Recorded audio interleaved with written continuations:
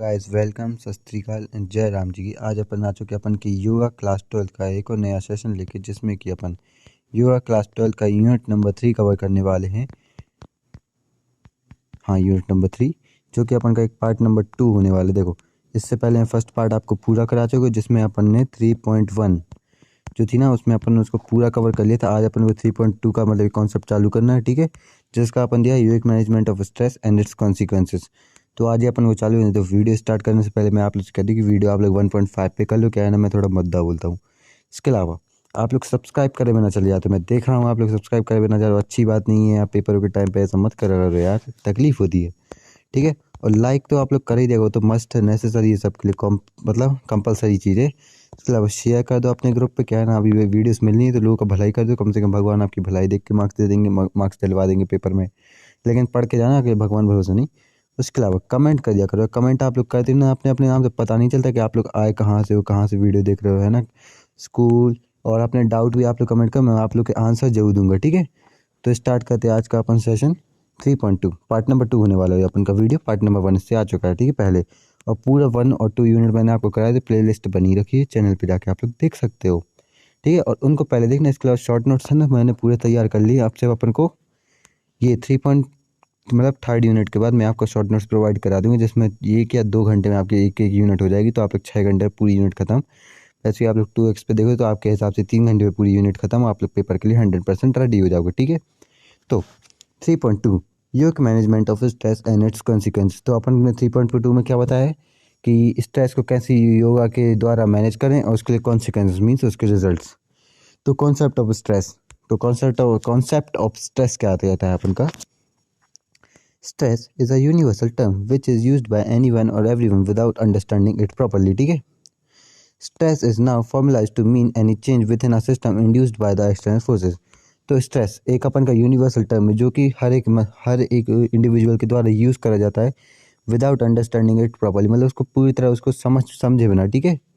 और स्ट्रेस आप फॉर्मुलाइज हो गया है एक ऐसा मीन जिससे मतलब अपन जिसको एक्सटर्नल फोर्सेस एक्सटर्नल फैक्टर मानने लगे अपन स्ट्रेस को, कि ये एक्सटर्नल फैक्टर की वजह से होता है, जबकि इंटरनल फैक्टर की वजह से होता है अपन का स्ट्रेस, ठीक है। मेडिकल के हिसाब से बताया गया है। Medical science defines stress as a specific response of the body to all non specific demand that is secretion of certain hormone. तो देखो, मेडिकल साइंस ने क्या बताया, स्ट्रेस अपन का एक्सटर्नली इंटरनली होता है, ठीक है। अपन की रिस्पॉन्स होता है बॉडी का नॉन स्पेसिफिक डिमांड्स के लिए, जैसे कि सेक्रेशन ऑफ सर्टेन हार्मोन्स, ठीक है। अपन का सेक्रेशन मीन्स लिक्विडिफिकेशन कहलाता है एक प्रकार से हार्मोन्स का। तो वो अपन का मेडिकल साइंस ने बताया।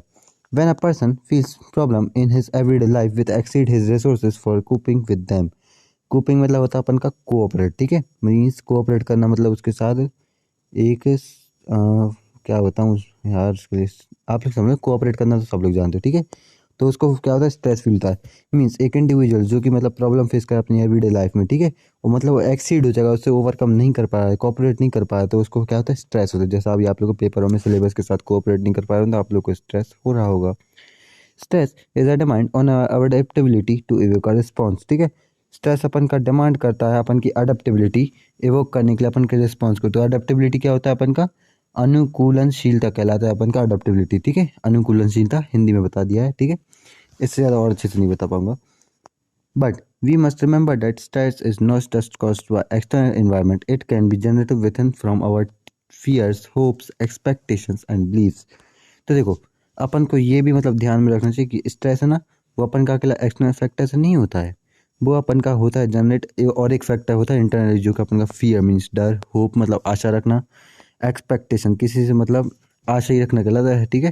इसके अलावा बिलीव किसी पे मतलब ऐसा नहीं होता कि भरोसा किया था तुम पे, है ना, वो वाला। How modern medical science deals with this stress is not our topic of discussion. We are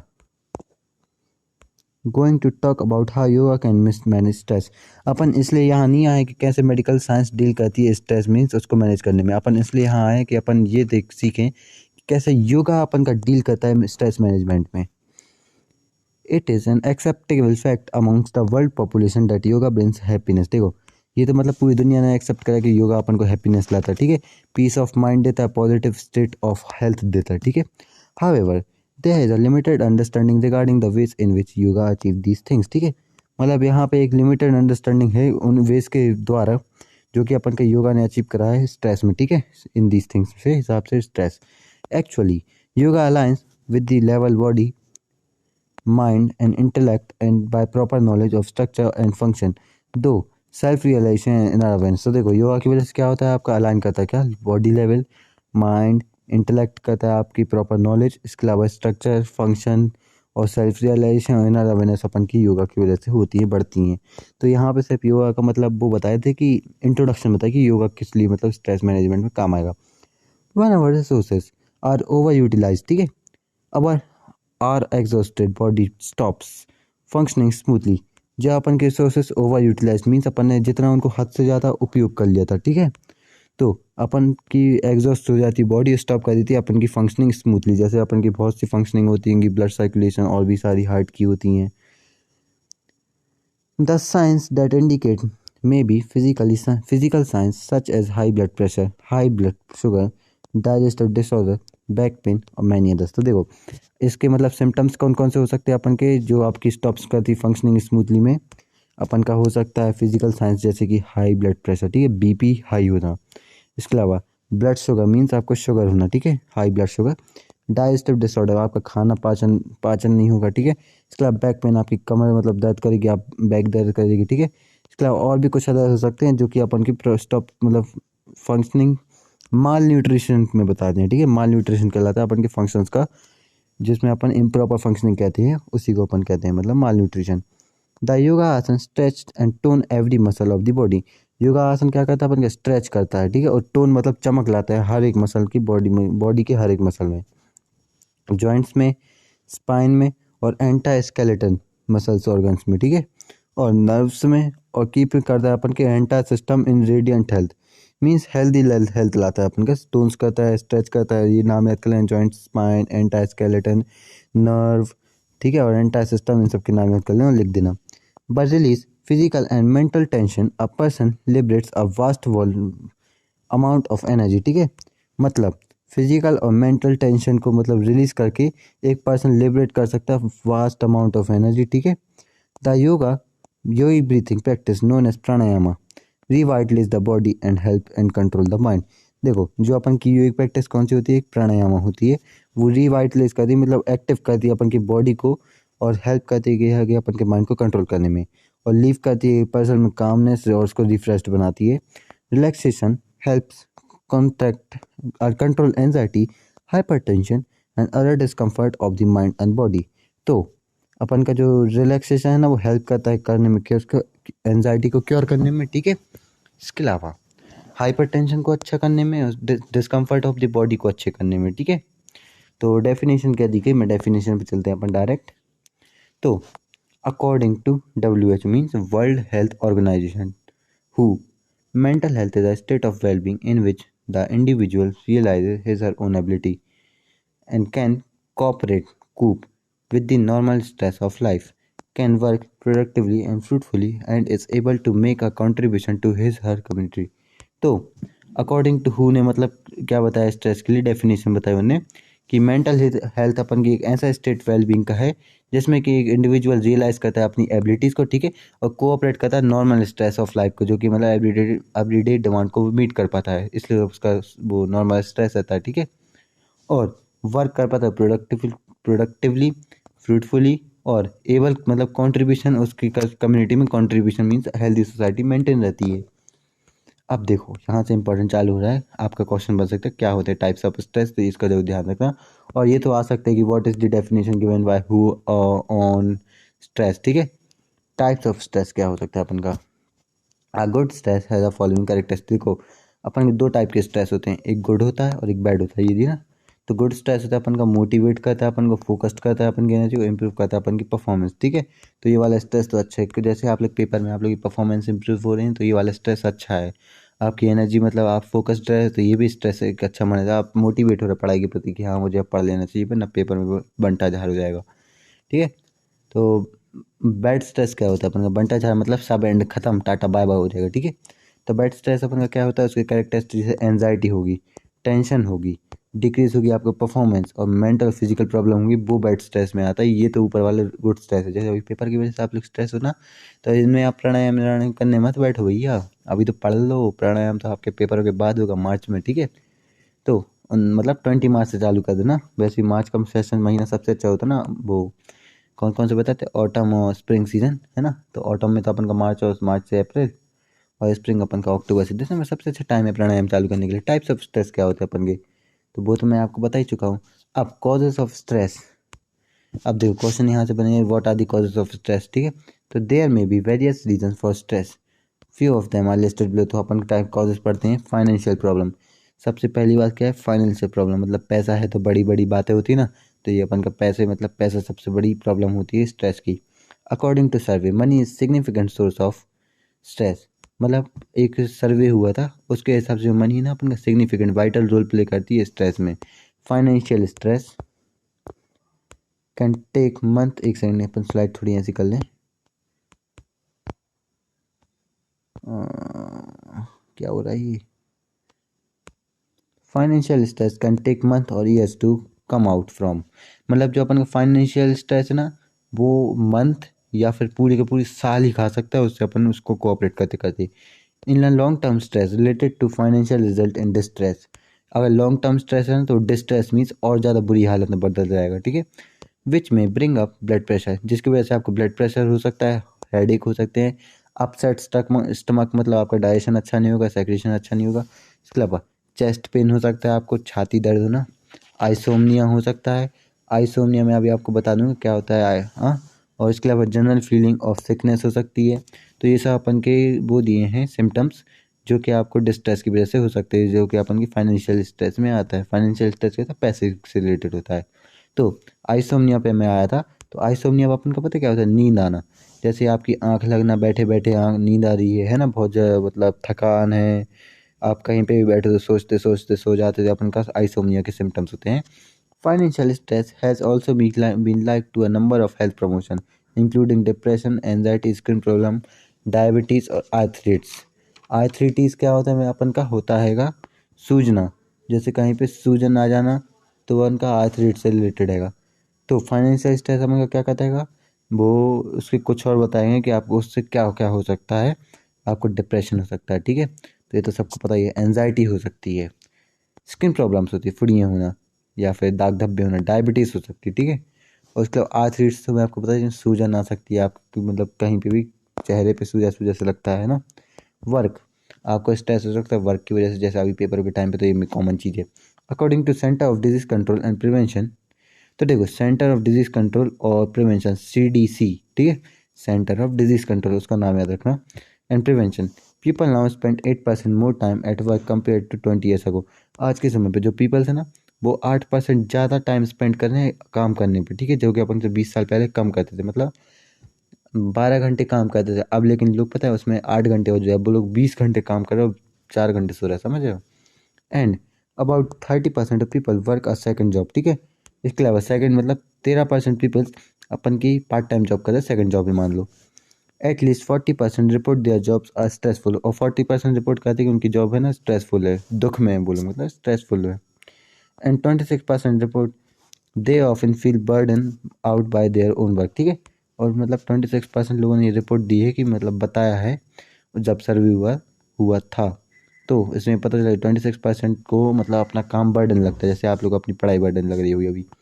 any amount of thing can contribute to job stress, ठीक है, including too much work, job insecurity, dissatisfaction with a job or career, conflicts with the boss or and or co-workers etc। तो आपको ये work वाला stress कब कब हो सकता है, आपको हो सकता है कहाँ गया, मच वर्क, ठीक है, जो कि पे पढ़ाई में करनी पड़ रहा है। जॉब इनसिक्योरिटी मतलब आपकी इनसिक्योरिटी, जैसे कि पेंशन ना मिलना है ना। डिससेटिस्फैक्शन मतलब आप सेटिस्फाई नहीं हो अपनी जॉब से, विथ करियर अपॉर्चुनिटीज़ के साथ। उसके अलावा कॉन्फ्लिक्ट है, अपन का बॉस के साथ लड़ाई हो रही है, ठीक है। तो अपन का ये सब क्या है, सिम्टम्स बताए हैं कि आपको कैसे कैसे वर्क में वर्क स्ट्रेस आ सकता है जिन सब चीज़ों से। Whether worrying about a specific project or feeling unfairly treated, putting jobs ahead of everything else can affect many aspects of life including personal relationship and mental and physical health। तो ये अपन का work stress है ना, अपन का personal relationship को effect कर सकते हैं, मेंटल फिजिकल हेल्थ को। इसका सिर्फ इतनी मतलब मानो, एक्स्ट्रा मत पढ़ो, जितना पढ़ाना है उतना पढ़ो, फालतू का मतलब एक्स्ट्रा करने में दिक्कत हो सकती है। तो अब अपन कहा था पर्सनल रिलेशनशिप्स स्ट्रेस में, मतलब इस पे भी डिपेंड करता है, पर्सनल रिलेशनशिप्स पे, जैसे लड़ाई होना, कॉन्फ्लिक्ट होना घर पे, तो अपन का पर्सनल रिलेशनशिप्स में आता है। There are people in our life that cause stress, ठीक है, मतलब अपन की ज़िंदगी में हर एक इंसान की ज़िंदगी में कुछ लोग ऐसे होते हैं जो कि इसको स्ट्रेस लाते हैं, मतलब उसको डिमोटिवेट भी करते हैं कि हाँ भाई तुमसे नहीं हो पाएगा। जैसे आप कई लोग कह रहे होंगे अभी तुम लोग 12th में तुम इतनी परसेंटेज नहीं बना पाओगे, पर मैं कह रहा हूँ आप लोग उतने क्या उससे ज़्यादा बनाओगे, ठीक है। तो अपन चलते हैं, it couldn't be a family member, it could be a family member और एन इंटीमेट पार्टनर, जैसे कि आपकी वाइफ हो गई या हस्बैंड। तो अभी आप लोग बच्चों के लिए तो नहीं है, जैसे किसी इंडिविजुअल का इंटीमेट पार्टनर, फ्रेंड और का वर्कर, ठीक है, को वर्कर। तो ये लोग हो सकते हैं अपनी फैमिली मेम्बर हो सकते हैं, इंटीमेट पार्टनर, फ्रेंड और को वर्कर हो सकते हैं, तो इसमें कोई दिक्कत नहीं है। Toxic people lurk in all part of our life and the stress we experience from this relationship can affect the physical and mental health. तो ये जो पीपल मतलब अपन की लाइफ के हर एक पार्ट में घुसे हुए हैं, एक लर्क मतलब घुसे हुए हैं ना, वो अपन को स्ट्रेस लाते हैं लाइफ में, और एक्सपीरियंस अपन कहते हैं कि ये अपन की एक्सपीरियंस ऐसी रिलेशनशिप की वजह से क्या होता है ना, अपन की फिजिकल और मेंटल हेल्थ बहुत ज़्यादा बिगड़ती है, इतना मतलब मानो इसका। तो पेरेंटिंग में मतलब पेरेंटिंग में भी अपन के स्ट्रेस हो सकता है। Parent are often faced with busy schedules that include a job, household duties and raising child with the result in a parenting stress। तो पेरेंटिंग स्ट्रेस क्या हो सकता है, आज के टाइम पे माता पिता मतलब बिजी रहते हैं अपने बिजी शेड्यूल के साथ, तो इंक्लूड जैसे कि जॉब कर रहे हो तो ठीक है, तो हाउस होल्ड ड्यूटीज़ में भी वो बिजी रहते हैं, उसके अलावा चाइल्ड को रेस करने में भी, तो उनकी पेरेंटिंग स्ट्रेस बढ़ती है, ठीक है। जैसे आप एक बच्चा कभी होल्ड करके देख रहे हैं, कितना दिक्कत होता है एक बच्चे को संभालो, उसके अलावा काम भी संभालो, हाउस होल्ड भी संभालो, तो इससे वजह से पेरेंटिंग स्ट्रेस होती है। High level of parenting stress can cause a parent to be harsh, negative and authoritarian, ठीक है। और इसके अलावा किधर गया, and the interaction with the child. तो और ये इस पेरेंटिंग स्ट्रेस की वजह से क्या होता है ना, अपन के पेरेंट्स हार्श भी हो सकते हैं, अपन के मतलब ये बस एक इंडिविजुअल के बताया, पेरेंट्स हार्श है, नेगेटिव हो सकते हैं, ऑथोरिटेरियन हो सकते हैं, उनके इंटरेक्शन विद द चाइल्ड मतलब खराब हो सकते हैं उनके संबंध, ठीक है। Parenting stress can also decrease the quality of the parent child relationship, तो संबंध मैंने बता ही दिया, ठीक है। ऑथोरिटेरियन, ठीक है, उससे अपन का पेरेंट चाइल्ड रिलेशनशिप से है।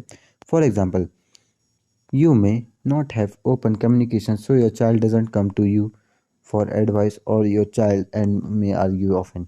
अगर आपने मतलब अपने बच्चे के साथ कम्युनिकेट नहीं करा, तो आपका चाइल्ड आपके पास नहीं आएगा, ठीक है, एडवाइस लेने के लिए, और आपका चाइल्ड आपसे आर्ग्यू मतलब बात बात पे आपको जवाब भी देगा।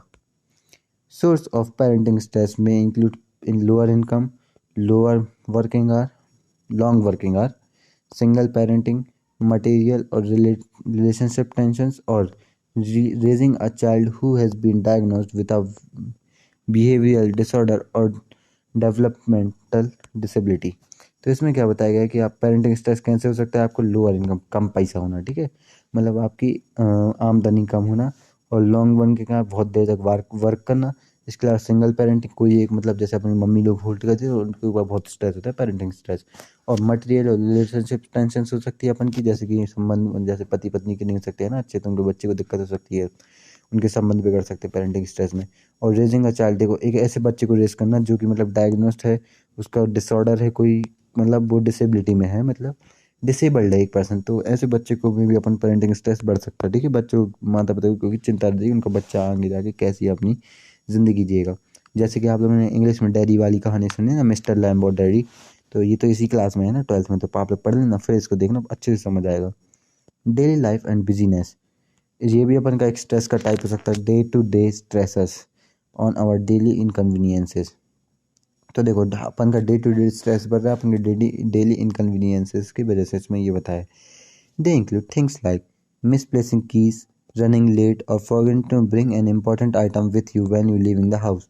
तो इसमें कौन कौन सी चीज़ को इंक्लूड करे गए हैं, जैसे कि मिसप्लेसिंग कीज, कार की रही कहीं रख दी, कहीं घर की चाबी, कहीं अलमारी की चाबी, इन सब की, ठीक है। रनिंग लेट, कहीं के लिए लेट हो रहे हो। Forgetting to bring an important item, जैसे आप कुछ इंपॉर्टेंट लाना भूल गए घर से, कोई डॉक्यूमेंट, ठीक है। आप लोग तो पुस्तक ही ले जाना भूल गए, कॉपी मतलब, जब आप कहते हैं ना sir I don't remember my copy to put the in the bag, ठीक है, तो ये सब बोलना टीचर से। तो ये अपन का इसमें भी हो सकता है, आपको इसकी वजह से स्ट्रेस आ सकता है। और जब आप हाउस को लीव कर रहे हो उस टाइम पे इंपॉर्टेंट आइटम छूटना। Usually these are just minor setbacks, but if they become frequently they become a source of anxiety affecting physical और psychological health। देखो ये जो अपन मैंने बताया नहीं, आप लोग सोचे बहुत छोटी छोटी माइनर सेटबैक्स हैं, लेकिन अगर फ्रिक्वेंटली लगातार होते रहे ना तो आपको मतलब लाइफ में एक वास्ट इफेक्ट करेंगे, आपको एनजाइटी देंगे, फिजिकल और साइकोलॉजिकल हेल्थ आपकी बिगड़ेगी। ठीक है, अब अपन चलते हैं नेक्स्ट वाले पे, जो कि अपन का रहने वाला है, एक सेकंड खिसका देता हूँ, personal resource and personality and resources.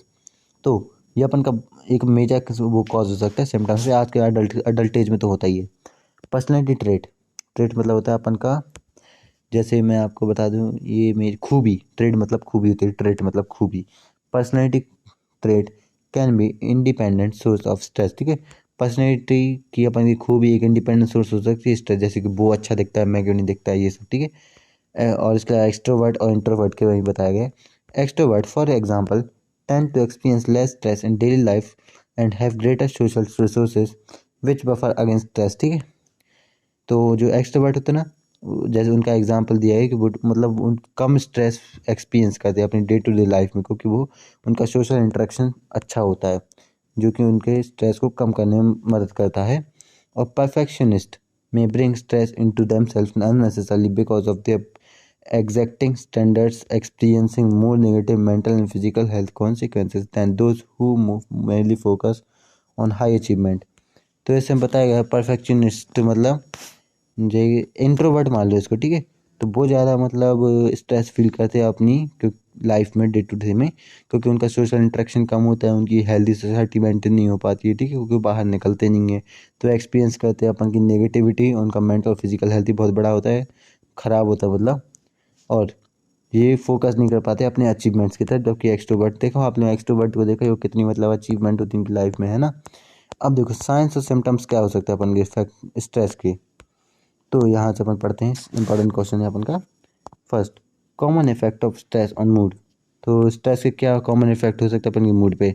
Anxiety हो सकती है आपको, रेस्टलेसनेस हो सकती है, लैक ऑफ मोटिवेशन और फोकस आप लोग फील कर सकते हो, ओवरव्हेल्म्ड फील करोगे। ओवरव्हेल्म्ड मतलब होता है didn't know how to react. Overwhelmed मतलब कि आपको ये पता नहीं चला कि कैसे किस जगह पे कैसे रिएक्ट करना है। मान लो किसी दुख की जगह पे आप लोग दांत फाड़ने लग गए हैं ना, तो अपन की स्ट्रेस की हो सकती है, आप लोग बहुत ज़्यादा स्ट्रेस है, आप लोग अच्छा नहीं पागल से हो रहा है ना। तो इरिटेबली और एंगर और सैडनेस, डिप्रेशन, ये अपन के कॉमन सिम्टम्स बताएं स्ट्रेस अपन के मूड पे कौन कौन से। Anxiety, restlessness, lack of motivation, focus, feeling overwhelmed, irritably, anger, sadness, depression. एक और बताए तो ओवरव्हेल्म्ड मतलब होता है आपका didn't know how to react.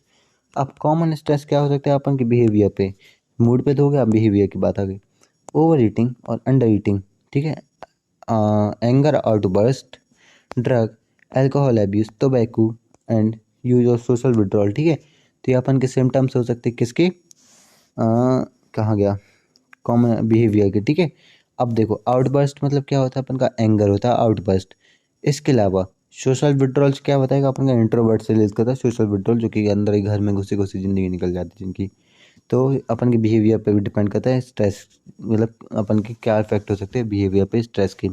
आप ओवर ईटिंग करोगे या ज़्यादा खाओगे या कम खाओगे, अंडर ईटिंग और एंगर आउटबर्स्ट मतलब आप बहुत ज़्यादा एंगर शो करोगे।